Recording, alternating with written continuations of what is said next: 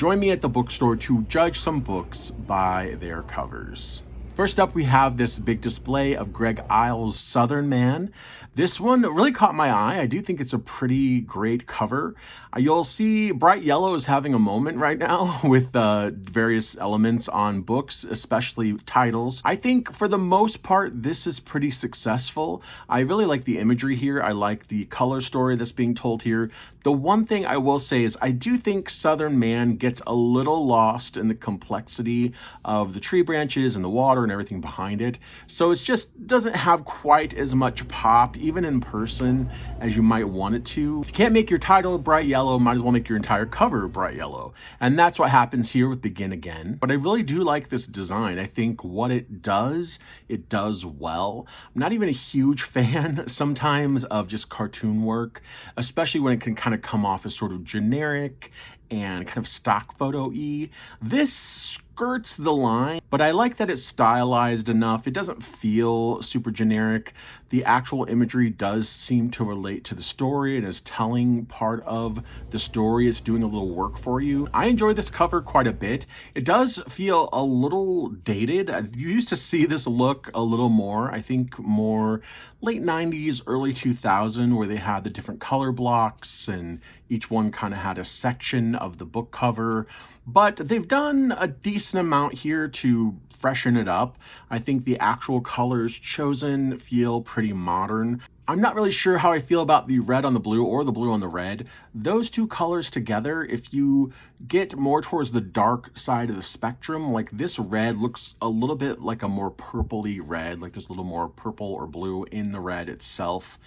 It can feel very tonally similar to a dark blue. That being said, that could have been a very conscious decision by the graphic designer, because what this basically does is it makes the title of the book much more secondary than the author's name.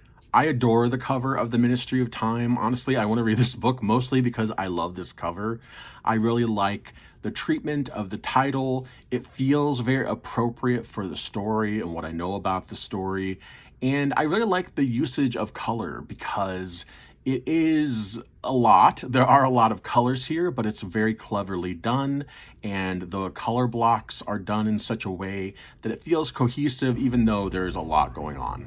I do not care for this cover. The fact that they have this person who at least looks like Princess Di. I don't know whether it's meant to be an impersonator or the princess herself or whatever, but it looks like her, and it's very focused on her figure. So even the word "the," which is like a little tinier, which also just kind of irritates me, I don't know if that was necessary, it's put over her behind.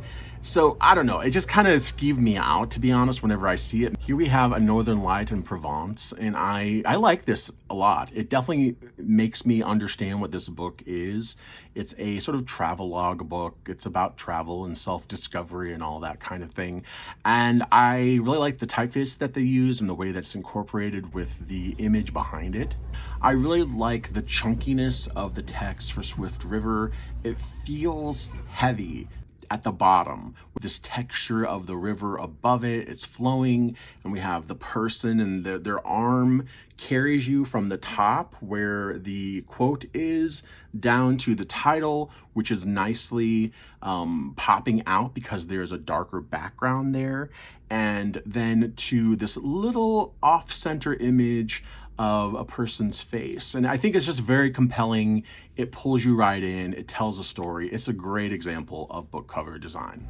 And that's it for part one of this trip. There are more books coming, and I will post those very soon.